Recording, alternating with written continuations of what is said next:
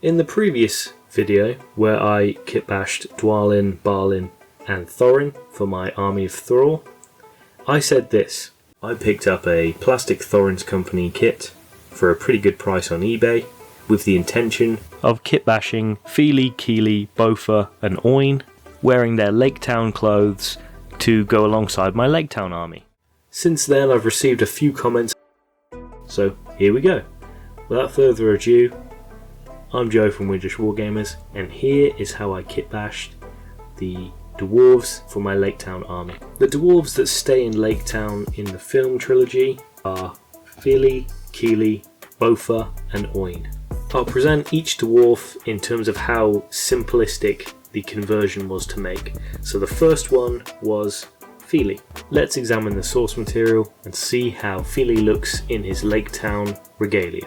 So there's only a handful of scenes where the Dwarves are seen wearing their Laketown stuff. This is the biggest one, which is when they're leaving Laketown to head to Erebor.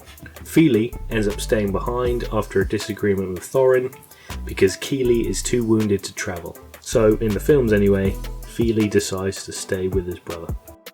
He's wearing the navy Laketown tunic, shoulder pads, and there's some fur lining that's wrapped around his neck. I had to pause the footage, but I think there's evidence that he's wearing a red cloak, just like Thorin is.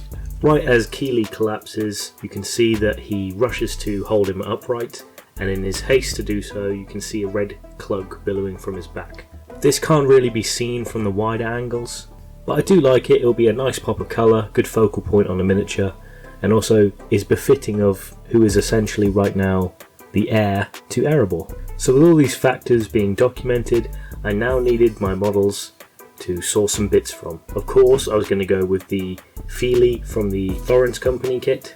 To give it the Laketown flair, I decided to use this MESBG Miniatures proxy. This is because it came complete with the fur-lined cloak, the gorget, and of course the tunic. If you were going to replicate this for yourself using Games Workshop official miniatures, I'd probably recommend the Laketown Guard Captain. This is because he's the only one with a cloak. So to make room for the Fely bits, I had to cut off the arms and the legs. Now, the dwarves wearing human-sized clothing is obviously going to look innately ridiculous, but that's all part of the cause. The head was super glued in place, and I was constantly re-referencing the original Thorin's Company model. This was just to make sure that I didn't make his arms and legs too long or too short. The legs were glued in place just above the boot line, as I worked out that basically nothing above this level would be seen from underneath the tunic. The next stage was gluing in the arms. A little bit more of this would be seen, so I could rely a little bit more on the kit, but unfortunately Fely's left arm is in a really strange pose for the original Thorin's Company model, so I could only really use the hand for that one because his wrist bent all the way back. So instead I had to just find a random wrist from someone else, but it worked out pretty well in the end. Nothing too crazy with the sculpting for this one, just around his hair and his boot, and a little bit of thickening up of his left wrist. Then it was just a case of slapping some paint on. And here's the finished Fely in his Laketown armour. So let me know what you think about this one. It was probably the simplest conversion of all of them, and I quite like how he turned out. I much prefer this pose than the pose we get from the Thorin's Company box. It's quite a weird one, that one, but at least this one he's got his daggers pointed where they need to be. By the way, if you're interested in the Laketown bases, I did make a whole video dedicated to that, so that should be linked above if I remember to do so, so please check it out if you're curious. Now, moving up in difficulty slightly, the next conversion I'm going to show you is Bofa. In the films, Bofa misses the boat by accident as he's presumably hungover and oversleeps. Pausing the footage in a few places, we can see that he's wearing his usual attire underneath the Laketown tunic. You can see his telltale mustard yellow trousers and of course his very unique hat. He seems to have very long grey gloves on, and also when he speaks to the rest of the dwarves you can see a red scarf wrapped around his neck. It's a little bit clearer in this set photo. So let's move on to the Bofa conversion. Of course I would need the man himself, and I dove straight into removing the head, arms and legs. I would need to source a torso with a padded gambeson. For this, I decided to use these Perry Miniatures English Longbowmen, but once again, if you're going to use the Games Workshop miniatures to replicate this, you could just get away with using some Laketown Guard. The English Longbowman sculpts are quite long, and I don't think it would look right, so I decided to remove a few millimeters from just above the belt line. This would give a more stocky appearance, perfect for a dwarf in human clothes.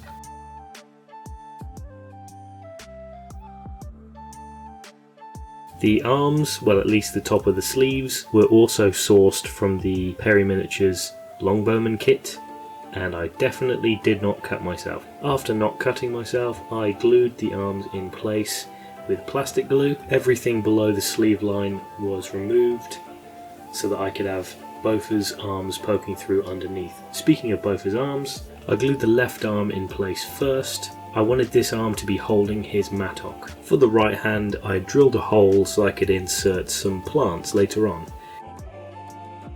This is because most of the screen time that we see for Bofur in Laketown is him retrieving some king's foil.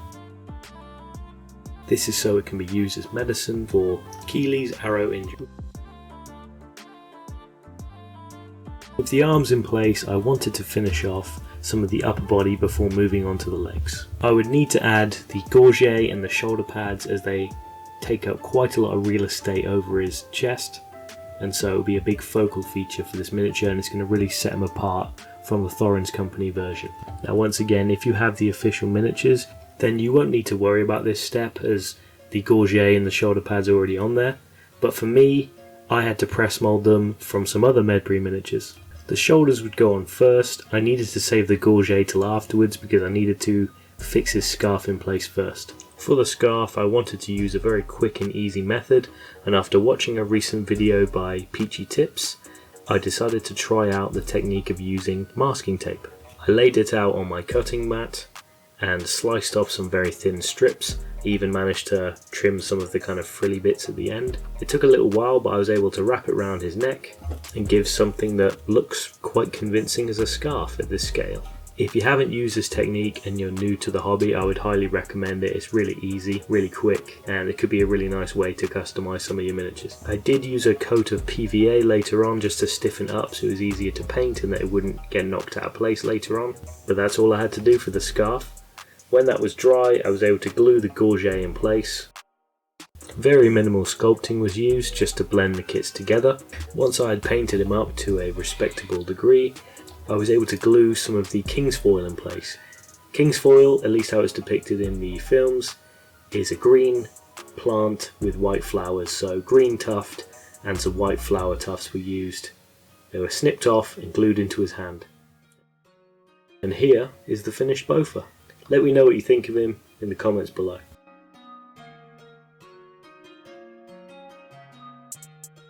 I'm really pleased with him. I really like the flowers. I think it really adds to the character of the model. If you made it this far in the video and you're liking it so far, give it a like. If you're disliking it, give it a dislike. Join our Discord if you want to be kept up to date with all the stuff we do that isn't involved with the channel. And also you get to meet loads of great hobbyists in there. It's a really good community. We're giving each other encouragement and ideas. Subscribe for more videos. Make sure you hit the bell icon so you don't miss any new uploads. But enough of that, let's get back into the conversions. The next cab off the rank is Keely. Now, as mentioned before, Keely is kind of the reason why most of the dwarves are staying behind in Laketown in the films. This is because he has a poorly leg from where Bolg shot him with an arrow. So, Keely's Laketown armour seems to be much more similar to Bofur's. He's wearing the padded tunic, he has the gorget, he has the shoulder pads, and as you can see from this wide angle, there is no red cape. I didn't need to take his head off this time because he had already been removed for my young Thorin conversion, linked in the cards above. The Thorin's Company version of Keely has his hood up, and so all I did was trim it back with some pliers, and I was able to sculpt some hair later on. Just like with the Bofur conversion, the main torso with the padded gambeson was sourced from the Perry Miniatures English Longbowman kit. In the films, Keely is described by this hunter orc as the Blackhead Archer. This is because of his proficiency with the dwarf bow. However, none of the Games Workshop miniatures really lean into his archery, so I decided to change that for my Laketown conversion. Also, it made sense to me that if he had a hurt leg, he'd probably rely a lot more on his archery. So I removed the English longbowman's arm and severed it so it was flush with the sleeve. This was glued in place. The longbow is much too long to be used convincingly as a dwarf bow, so I used this Rohan mounted archer. The other sleeve of the longbowman and the other wrist of the Rohan archer was glued in place. I didn't have any of the connective sort of elbow, but I was going to sculpt that with green stuff later on. I actually couldn't find Keely's feet. I didn't know where his boots were, but looking at the Thorin's Company miniature, they're very thin. They don't remind me of dwarven feet at all. So I had these spare Dwarlin feet, and I decided to use them as they were much bulkier, and also they added some fur detail. Now sometimes when you make conversions, the poses don't look quite natural, or some of the added components don't look like they fit together. To avoid this with the feet, I decided to drill 2 holes and widen them with a knife, and I was going to kind of insert the legs so it looked like they had been enveloped by the gambeson.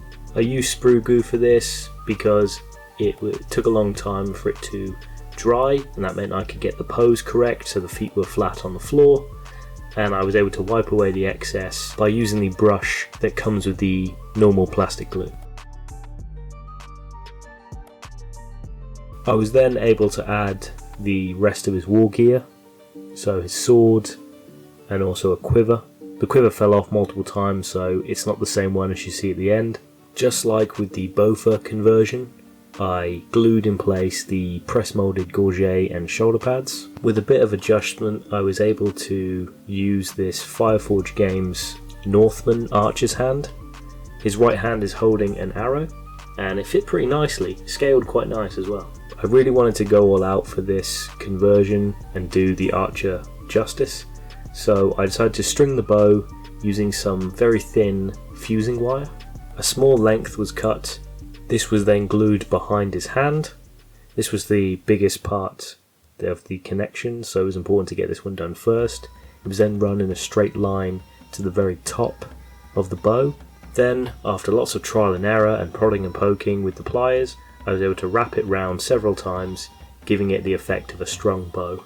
The same process was then repeated on the underside. For the sculpting then, I added in details such as the fur around his shoulders, his hair, and I also set about filling any gaps around the model.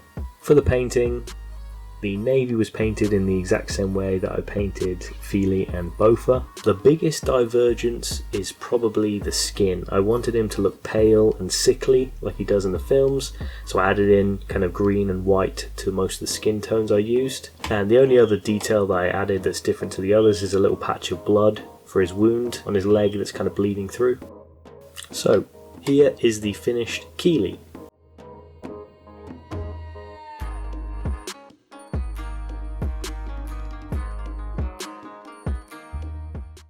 Let me know what you think of him in the comments below.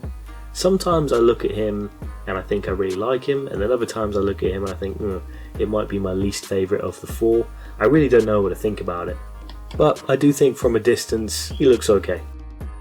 Moving on to the last conversion, and what was probably the most challenging one, it's Oin. Gimli's uncle stays behind in Laketown in the films to care for the wounded Keely. The Laketown clothes they have him wear are really weird. He just looks like he's opened up someone's wardrobe and tried to wear every single item of clothing that he possibly can. He's got a military helmet, he's wearing a long sleeveless robe that's blue. I think he's wearing a red shirt underneath, and then I don't know what's up with his sleeves, they're kind of like brown leather tassels. He has his satchel for all of his herbs, and he has his sort of knitted hood sort of draped over his shoulders. It's really weird, and sourcing all these bits was probably the most challenging part of this conversion. But here's how I did it. The long robe was sourced from the Fireforge Games Mongol Infantry kit. All of the bits were cut away that I didn't need, and this was particularly useful because it has a hood on his back, so I wouldn't need to sculpt that detail later. Now, it goes without saying that Oin received the same treatment as the other dwarves. Their head, arms and legs were removed, but I also removed a key piece of war gear from his hip. Using a craft knife, I was able to remove his hearing trumpet. Oin is shown throughout the films using this hearing trumpet. It's very synonymous with his character, and I really wanted to use it especially because I want to emulate this pose right here when he's asking the Master of Laketown for medicine. The Oin miniature from Thorin's company has his hood up. This wouldn't be necessary as I was going to be giving him a Laketown hat, so this was all removed, sawn away and smoothed off with a knife, ready for his hat fitting. The head was glued in place with plastic glue, slightly cocked over his right shoulder. This would help with the posing for the ear trumpet later on. His boots were glued in place, just protruding from the bottom of the cloak, and a satchel, again from the Fireforge Games kit, was glued at his waist. This is where Oin keeps all of his healing herbs.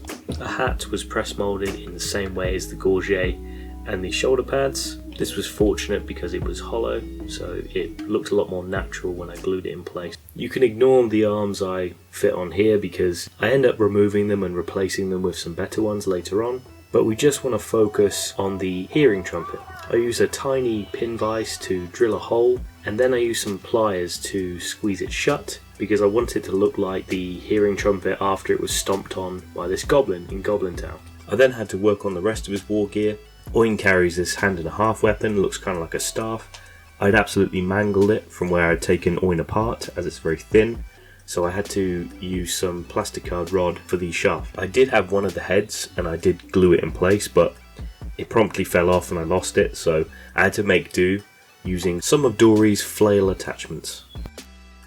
As you can see from this footage here, Oin in Laketown has a red feather. Fortunately, I found this feather in my bits box. I think it comes from a Lange set for historicals. Speaking of Lange, this is where I would source the arms that I would end up using in the finished model. The slashed fabric that the Lange are well known for kind of simulates the leather tassels on his sleeves, and it would save me a job of sculpting them later on.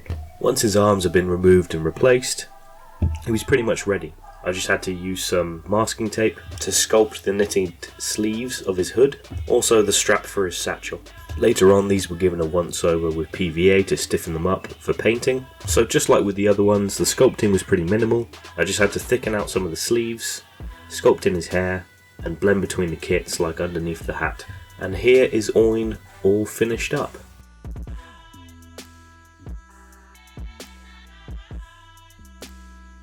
Oin definitely took me the longest out of all of the conversions, simply because of sourcing all the bits. Also, I had to come up with some creative solutions for some of the problems, like the sleeves and the breaking of his weapon. But in the end, I'm very relieved with how he turned out. I think he looks quite film accurate from a distance. The feather and the cane make him look a little bit like a pimp, but that's absolutely fine. Some of you might be asking where's Toriel, as you can take her in the Laketown force as well. Although not accurate to the films, I decided to use this. This is my Mirkwood Ranger from my Laketown battle company.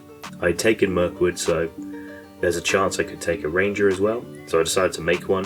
If I were to remove the hat now, it would probably ruin the miniature, so I'm not going to be able to reintroduce her into my Mirkwood force. So I decided, what the hell, I may as well use her as Toriel, just painted her hair ginger. But this video is more about the lads, so here are all of the finished dwarves. Let me know what you thought about them in the comments below. Reach out if you've got any more ideas you'd like to see me tackle.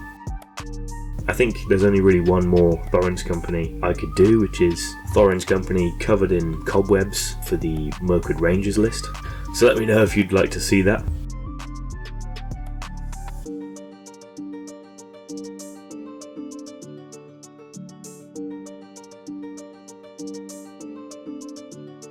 I've been Joe from Windrush Wargamers. Thanks so much. Click all the links below if you want to join the Discord, if you want to subscribe. Hit the bell so you don't miss anything. I'll catch you in the next one. Bye bye.